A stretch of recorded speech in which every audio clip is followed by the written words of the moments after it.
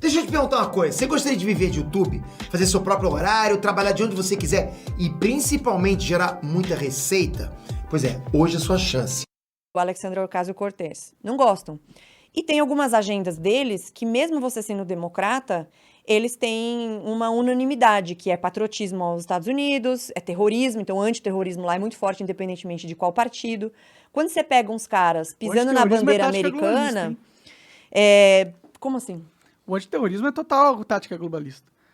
É uma forma de você dar um motivo para os Estados Unidos ser a polícia do mundo, invadir países e, sei lá, lutar contra o terrorismo não é um problema, de verdade, assim, para os Estados Unidos. É um problema. Ele já foi maior, né? Mas é um problema. Não é problema. E você vê o que aconteceu no próprio Afeganistão, né? E tem muita gente que odeia a América e quer ver ela... Mas eu odeio a América justamente porque eles invadiram os caras, porra! Não, mas tudo não começou assim, né? Teve muitos erros dos Estados Unidos, que acabou armando algumas milícias que acabaram se transformando em terroristas depois. Sem dúvida, isso aconteceu no Afeganistão. Então, a União Soviética invadiu, veio os Estados Unidos. Não, isso que eu tô falando, o terrorismo é uma tática do globalismo. Mas é isso que tá. Mas esse ódio existe. O ódio a Israel existe, o ódio aos judeus existe, o ódio aos Estados Unidos existe. Então, o que eles puderem fazer, como eles puderem se organizar para acabar com tudo que a América representa, eles vão fazer. E até interessante porque o Biden não quer produzir óleo dentro dos Estados Unidos, mas começou a conversar com o Irã e com Venezuela pra importar, cara... Então, e por isso que eu tô falando, que o terrorismo é uma cortina de fumaça. Sim, mas assim, não é que ela não existe. Ela existe... Ela existe, mas é uma cortina de fumaça. O terrorismo é uma parada assim, olha o bicho-papão. Enquanto isso, os caras que estão realmente fazendo estrago estão de novo, são coisas que realmente acontecem e que acabam... prejudicando e aumentando esse problema. Então, quando teve o ataque terrorista, até ontem, né, fez 21 anos. Do 11 de setembro.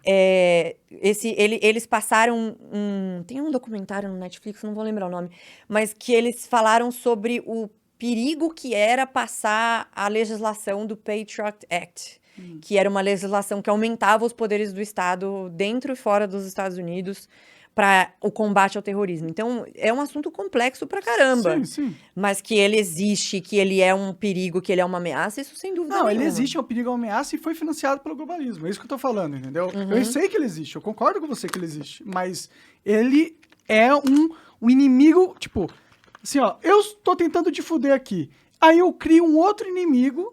pra você ficar focando nele, em vez de parar pra perceber que eu tô financiando esse cara. Você sabe que isso até aconteceu nessa visita da Nancy Pelosi em Taiwan, né? Porque Taiwan não é reconhecido pela China como um país, eles consideram uma província.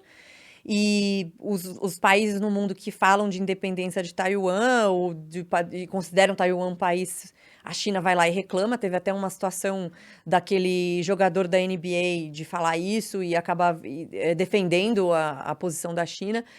Mas ela acaba sendo uma cortina de fumaça para os problemas dos Estados Unidos e tudo que o Biden fez desde que ele entrou, né? O próprio fracasso e o vexame que foi a retirada das tropas. Porque tudo bem, estava lá no Afeganistão, mas assim, foi horrível. E o Afeganistão agora sob controle do Talibã, você concorde ou não com a invasão dos Estados Unidos e as interferências que ele fez no Oriente Médio, o Afeganistão estava mais livre e mais próspero depois.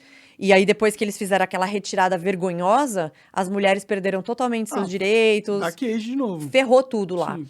Então, isso também é uma coisa legal de ser falada. E a Nancy Pelosi dizem, né, nos Estados Unidos, que era uma cortina de fumaça ela ir causar esse burburinho dela fazer a visita a Taiwan para ser uma cortina de fumaça. Mas o que eu queria dizer antes sobre a questão dos Estados Unidos serem meio que unânimes sobre luta contra o terrorismo, o patriotismo, é que como a esquerda ela era mais de centro, ficava ali, começou a migrar para esse radicalismo, então mete fogo na bandeira e não sei o que e tá. Aí os democratas que são mais de centro, que não são malucos, eles começam a fazer um shift. Então isso que vai acontecer, eu acho, a minha ideia é que agora nos midterms, as eleições nos Estados Unidos, que se não me engano é em novembro, eu acho que vai ter uma troca bem grande, vai ter um red wave, porque a cor do Partido Republicano nos Estados Unidos é vermelha, né?